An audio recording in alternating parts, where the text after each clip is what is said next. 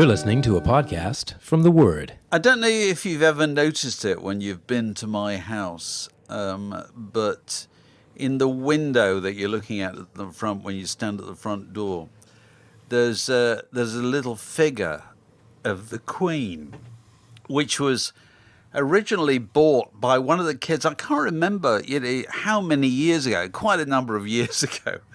And it was a kind of cliche figure of the Queen bought at the kind of gift shop. It's solar powered, isn't it? Well, that's the thing. She was this lady in kind of stout tweeds and so forth, with a distinctive hairstyle, carrying a large handbag, and inside the handbag was a kind of cell which would respond to the sun's rays. And so the idea of this figure was that you'd get sufficient solar power to power this figure in doing the only thing that it was required to do, which was to wave with one of its hands. And so the kids got this as a bit of a joke, it's a bit of an affectionate joke, give this to mum and dad. And so this ended up in the front window, which is where it got the most sun. And, the postman would comment upon it, the milkman would comment upon it, And we've had this for so long, eventually people we met down the road go, oh, you're the people with the figure of the Queen. With the waving Queen. And it's only a tiny thing, it's not enormous. It wouldn't draw your attention across the street, But anyway, we've had it for so long that at one stage, the kind of battery ran down. I think we got it replaced, you know what I mean? Because we felt we had to have it.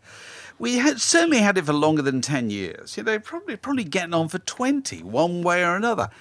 And over the last few years, couple of years, I've said to Alison from time to time, we're going to have to take that down. Yeah, what are we going to do when? Because one day, she won't be there. And what are you going to do? Are you going to take it down that day or the day after? Or are you going to leave it there? I felt that we ought to sort of anticipate it by... So in light of yesterday's events, we're recording this on the Friday, what's your decision? Well, there is no decision. I mean, Alice and I have barely had time to talk about it because we're not going to have a serious summit meeting about it at all. But it's just a really odd thing because it's a kind of jokey representation of the fact that she and I, like you, have never known a world without the Queen. No. She's just, I was talking to somebody about it yesterday, and I said, well, actually, in a sense, it's the most significant event of my lifetime. It's unique. There is no precedent. It's interesting how even people who seem to be weren't remotely monarchists, in fact, were possibly anti the monarchy, even they, friends of mine, have been suggesting that they too are somewhat moved by this because they didn't realise what an extraordinarily strong emotional bond that's been. One of the constant presence in our entire life. But it's the idea of the constant presence. And it also... because I was actually born, I think George VI was still on the throne when I was born, but he died, he must have died early 52, I think.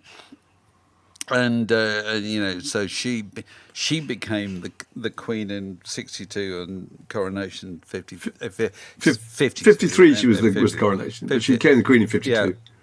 And, and so she's just been this symbolic presence, but also for people like you and me, a kind of link with our parents' generation. Completely. That I really miss. Both my parents have passed away, and I was thinking last night, as I'm sure so many people would, how much I'd love to talk to them right now.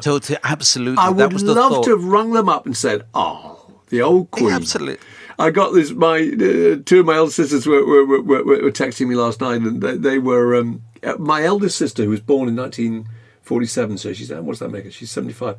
She can still remember.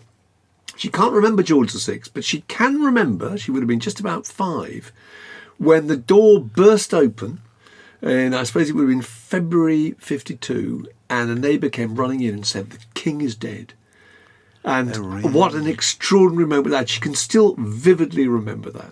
So she said, I feel really quite moved by this whole thing. And Well, we were talking about, one of the traditions in our house, and maybe lots of others actually, were that on Christmas Day you always had the Queen's speech. Did you used to have that on the telly? Definitely. And that was a really big part of the furniture. You'd open your presents, there'd be the stockings and this, that, and the other. Go out and see people. But he had to come back and from an early age, I mean, I never used to pay a huge amount of attention, but as it being part of the framework of Christmas, it was an incredibly important thing. And I look back at all the decades of my life, and there she is in the background. Absolutely. It's extraordinary.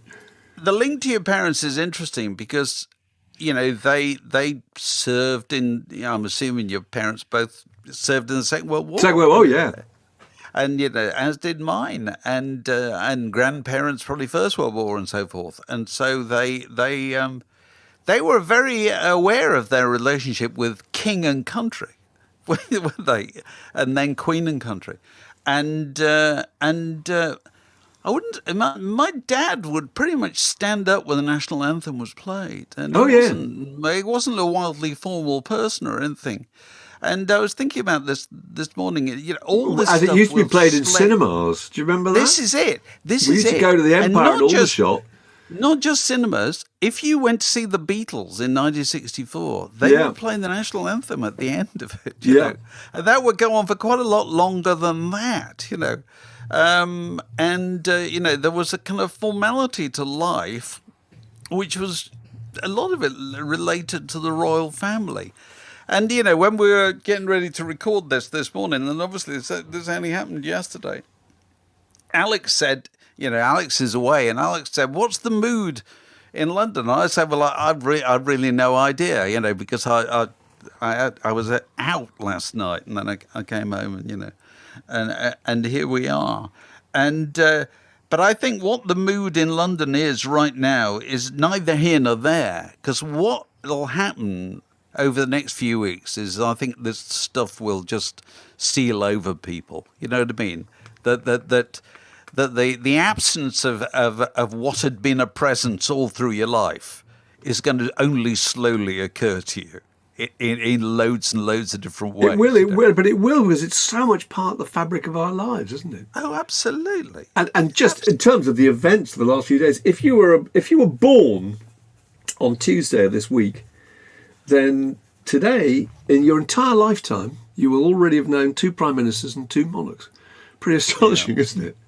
Yeah. I don't know if you saw any of the broadcast, but I was out at lunchtime, so I didn't know anything about it. I got back, and my wife Claire said to me, "Look, this thing about the Queen. Obviously, I get the impression she may have died. So I turned on the TV, and it was one of those great bits of broadcasting actually, where Nicholas Witchell, the rather ghastly, and the very, very fantastic Hugh Edwards. God, I think he's brilliant. Hugh Edwards had arrived at the BBC. He hadn't when I first turned it on, but he suddenly appeared in a black suit with a white shirt and a black tie. And all the presenters that appeared or reappeared subsequently all were wearing black clothes. And that's usually a significant indication that something fairly monumental has happened. And I was there at the junction, watching at the junction, which must have been about 6:30 in the evening, when he announced the news, before they went to all the networks, actually. And it was amazing. He said something like, well, here we are. He said something like, awaiting news either of medical improvement or perhaps the fact that she has failed to survive. And that was the first time anyone had mentioned the idea that this might be, that might be the extent of this event. And at that point, there was a break, and it cut to him in vision, and he said, we have an announcement from Buckingham Palace that the Queen Elizabeth II has passed away, or whatever. And it was an absolutely amazing piece of TV. It was absolutely electrifying. As were various moments. Liz Truss made a speech. I mean, a really appallingly bad speech, actually, I thought. I mean, just how she can't have found speechwriters to produce something of a higher quality and more substance, that I don't know. But she made that speech, and she made that speech live on all 4 of the channels. I flicked across just to check. BBC 1, 2, ITV, BBC and Channel 4, all showing that live. You're thinking, on your second day at work, that's pretty fantastic, isn't it? You've got to make a speech, which is something you're not particularly used to in those kind of circumstances, to all 4 channels live simultaneously. So it was kind of gripping to watch, actually. And then more and more indications. There was a thing about the Eiffel Tower. I was into this morning. The Eiffel Tower at midnight last night turned out all the lights as a mark of respect. I think that's on an enormous international scale. Well, you see, there's the other thing. That's what I mean about things will only slowly occur to you. It only occurred to me this morning, walking upstairs carrying a cup of tea. That's the death of the most famous person in the world. I think probably, yeah. It is. I couldn't think that there was anyone. There is no equivalent, is there? Yeah, you know, that famous on a stamp for 70 years. Yeah. You know what I mean? And known internationally. Yeah. And recognised internationally. And everyone has an opinion about it. There is no equivalent of that, you know. And then now going back to your business of the announcement, and you know, like when I used to do a radio program on GLR in the 90s, there used to be a box in every BBC studio up and down the country. A box of records, and it used to say on the side of it, music for a solemn occasion. Yeah, yeah. And when you opened it, there would be a bunch of classical records in there, and then there would be a memo that would explain what you had to do if there was any indication that this kind of thing was going to happen. And the reason that they had that is that the previous death of a sovereign had been 1952. And in 1952, there were only 3 radio stations. There was the Home Service, the Light program, and the third program. That's what there was. So the BBC could easily control the communication of any kind of message of national importance. Subsequently, you had increase in proliferation of outlets, and therefore the BBC was haunted by the idea that somebody on BBC Radio Leicester might go off the reservation and, announce something before it had happened, which would be terribly embarrassing. And so the arrangement was always, you do not announce this, ever.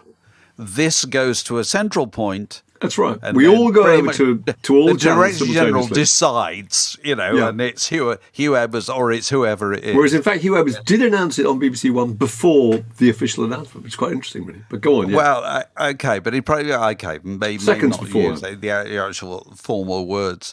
But, that they then, in the 90s, they expected that to happen in the case of the death of the Queen Mother. But, of course, Diana died before. And so, all those... Yeah, they used all that format, didn't they? Was just immediately applied to her thing.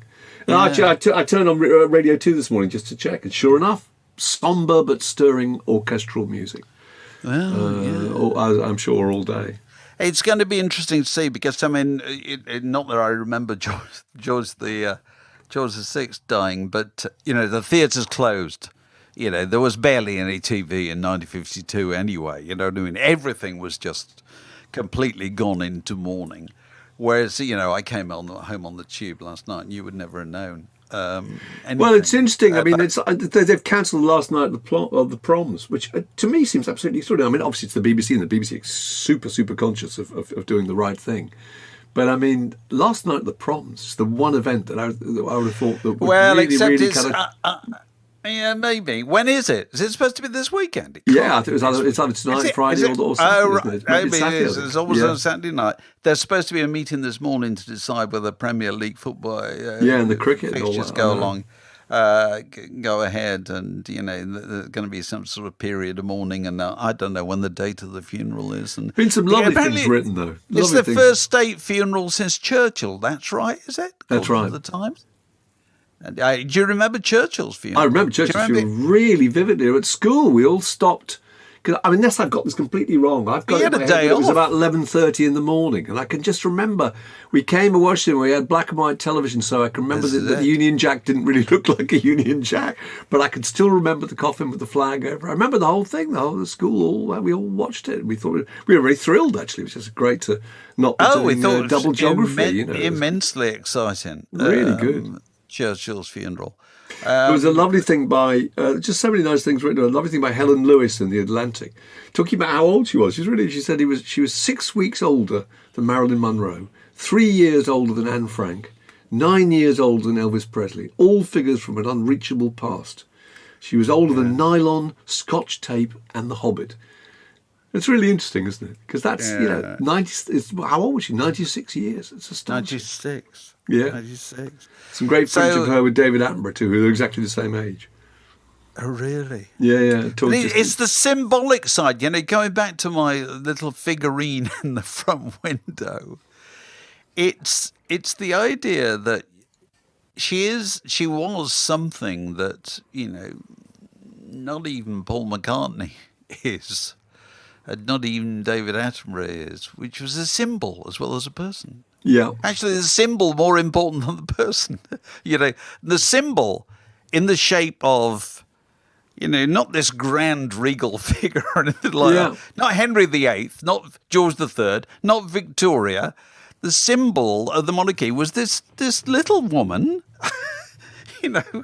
wearing a Barber with a large handbag, going round places. A horsey headscarf. A horsey headscarf. And I always used to think that the great thing about the Queen, and the thing that kept it, and we, of course, we call her the Queen. The Americans call her Queen Elizabeth as if there's another one. We just think the Queen. Was the fact that she managed to look magnificently, heroically bored in everything she was doing.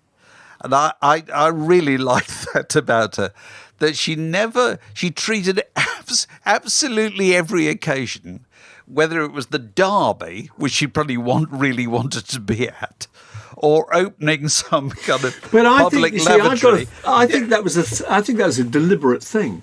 Because it is. I was watching Giles Brandreth last night. He's really good speaker. I think. Really, he's just incredible because everything he does is wrapped up with some kind of really warm human anecdote. He tells stories. He doesn't just have conjecture and opinion. And he was talking about going to the theatre with the Queen, who he obviously seems to know quite well, and Prince Philip, and they had to watch it was a kind of variety show, and I think there were about 10 or 12 acts, and he said that she clapped for exactly the same length of time for each act, and she'd occasionally give him a sideways look, which indicated what her feelings might be about that particular act, either enthusiastic or otherwise. But she actually said to him, she felt it would be wrong to give any impression that she liked one act more than another. So that idea of looking heroically bored, I think is exactly the same concept. It is. That's why there are clips of her at the races going completely mental when one of her horses goes. And then, of course, then people twist that into kind of, that's all she cares about. She only gets excited about horse racing and everything else is there. No, that's not true. She was just being really diplomatic. But you're right, as a symbol, even if you didn't approve of her, you understood that, what she represented was some kind of kindness and philanthropy and civility. And all those things are just immensely valuable. But also, the most important thing she represented, by virtue of the fact that she lived so long, was continuity. Yeah. And that's the thing that's going to be really odd. Yeah. That's the thing that's going to be odd to deal with. I know. And there are just going to be... That figure is not going to be humming along in the background as she has been all our lives. And we're going to have to sing "God Save Our Gracious King" at some point, which seems extraordinary. I mean, that's doesn't weird. That seem weird? That's going to be weird. Or send him victorious. The stamps are going to have Charles on them. I mean, presumably from right now. They must do. Well, presumably, this has all been, it must be lined up. There's no doubt people working harder than ever this weekend.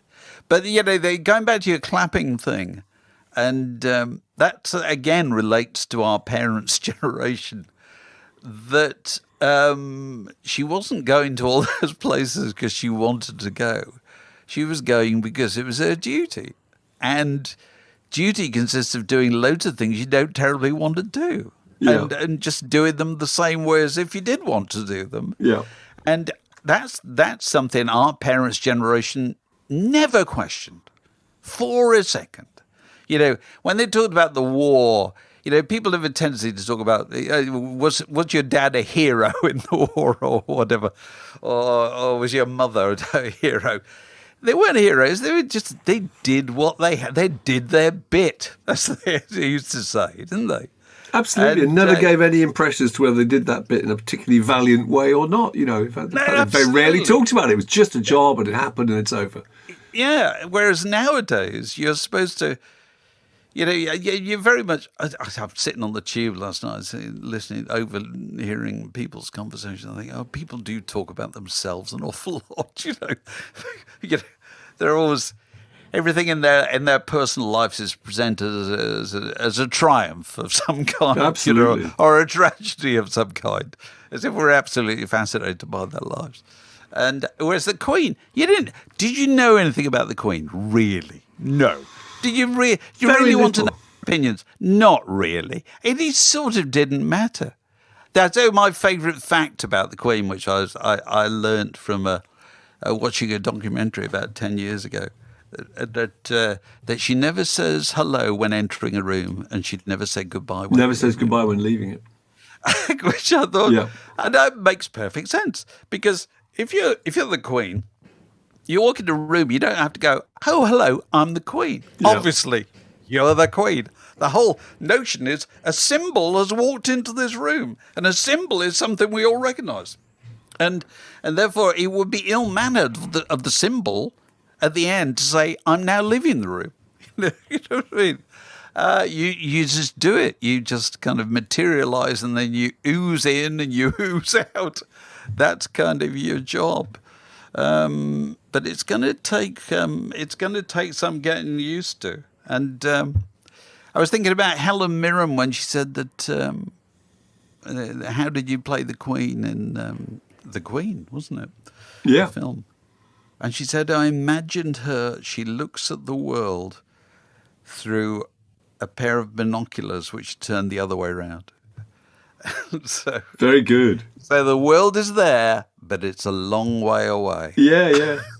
And I always thought that was love that thing that they used to say about the Queen, that she must think the whole world smells of fresh paint. Yeah. There's little tiny images that give you some idea of what it'd be like to be her, basically.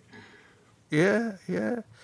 And so, she's, it's going to take some getting used to. It really and I is. I actually, of course, I've told you my story about meeting the Queen. You got to tell again, because I'm afraid to say I've told a lot of people that story. And it's brilliant. I'm sorry, this is probably my last opportunity to tell this story. And I'd be failing in my duty to posterity if I didn't tell this story. Because this was not long after we're at Word, and the Word office was in Islington, and the Obamas were visiting the UK for, I think, the first time, and Michelle Obama was due to visit a girls' school which is very near our office. And so we were all quite excited, weren't we? We went out and watched the little fleet of limos arriving. We all stood on the street with a load of, Islington citizens thinking, we're going to get a glimpse of Michelle Obama. She's a bit of a star. That's very exciting. And of course, the blacked out people carriers swept round the street. Nobody saw Michelle Obama at all. They closed the school gates. That's your lot. Well, not long afterwards, one evening in summer, I was crossing St James's. I was going down from Green Park into St James's Park. Lovely summer evening, probably only about 6:30 in the evening. And I was about to cross the Mall when a policeman nearby just said, hold on a second, would you mind, sir? So I stood there and I looked up towards the palace. It was quite near the palace. And I saw coming round the Victoria Monument, or whatever they call that thing outside the palace, a large limousine, a large black car, coming very slowly. And as it got nearer, I realised that's the crest on the top of it. And they only put the crest on the top of it when the Queen is in it. So I'm standing there on my own, apart from the copper, on the Mall, summer evening, and slowly it comes past this car, in the back of which are the Queen and Prince Philip. And so I'm standing there on my own, and I think, well, I'm a citizen. I paid my taxes. I'm going to wave. You probably didn't even think that consciously. You probably it's probably an automatic thing. You just start waving. It's the Queen. I lifted my hand and did that kind of half-hearted wave, and they both looked at me and they both waved. They both waved. That was a personal wave. There was no one else around. I thought to myself, the American presidency could learn an awful lot from this. Absolutely. That if your job is a symbolic head of state, your job is to be seen. And when people wave at you, to wave back. You know what I mean? That's your role when it comes down to it. Your role is being there. You know what I mean? Of course, she's not there anymore. The Today programme, Martha Kearney was out very early this morning, must have been about, 6:15 or something like that, in the dark, virtually in the rain, outside Buckingham Palace, reading random notes on the great ocean of kind of damp and fragrant flowers that have been left there. And it's interesting how many people said exactly the same thing. She said, I saw her once and she waved at me. That's part of what's kind of made that powerful connection with so many people, don't you think? It's the idea that she's always been on duty and always been on message. Well, I dropping a name, not long after that, I interviewed Paul McCartney, and I was talking to Paul McCartney about asking him about this business. You always wave and you always do the thumbs up. And I said the only other person who's done that in my experience is the Queen. Yeah. And I think Paul McCartney kind of is a distant echo of that kind of thing. He's a living symbol. Well, he's a symbol, and when he meets people, he's got to leave them with just a little bit of an uplift, a little bit of a glimmer, doesn't he? And that's the best way to do it. Just keep moving and just, a cheery thumbs up. This podcast was brought to you by The Word.